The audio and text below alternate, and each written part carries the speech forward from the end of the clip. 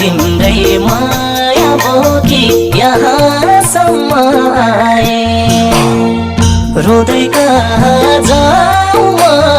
कहाँ कहाँ खोजौँ म तिम्रो दर्शन पाइन मैले आँसु मात्रै पाएँ तिम्रै याद भरेर मिठा मिठा कल्पना गरेर